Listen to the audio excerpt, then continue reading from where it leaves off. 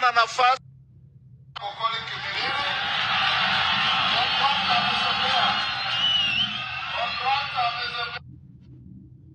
oroshe kiboko hiyo barabara ikwishe kwa njia ya haraka.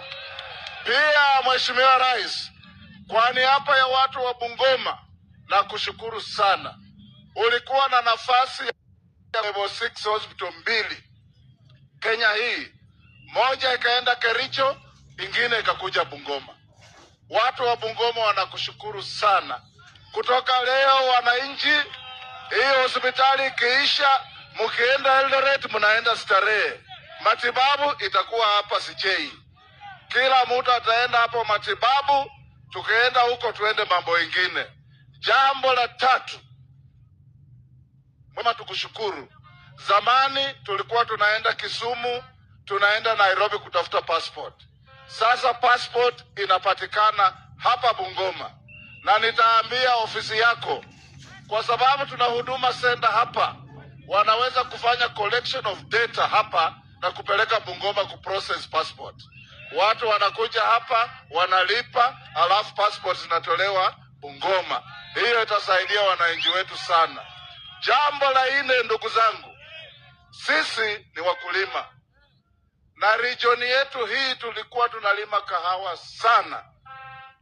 Wakati rais aliingia, bei ya kahawa ilikuwa karibu shilingi 30-40 kwa kilo.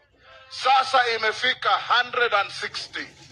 Ninawaomba wale wenye mashamba, tuko na mvua ya kutosha, tuko na rotuba ya kutosha, tuingie hiyo ukulima ili tuweze kuweka pesa mfukoni. Jambo langu la mwisho ni kuwasihi ndugu zangu wa Bungoma na Western kwa jumla. Tuko hapa na gavana wa Kakamega na ndugu yangu Oparanya. Tunataka region yetu tutembee pamoja.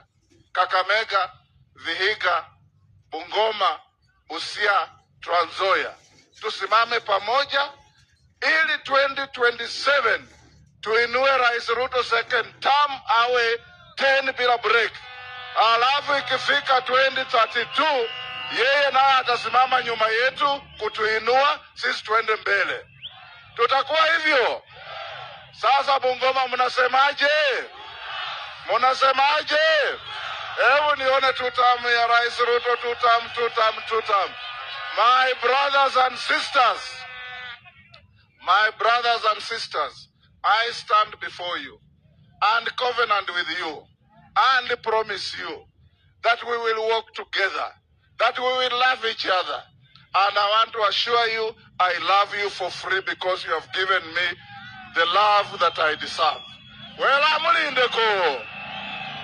Mulindeko. Murio muno.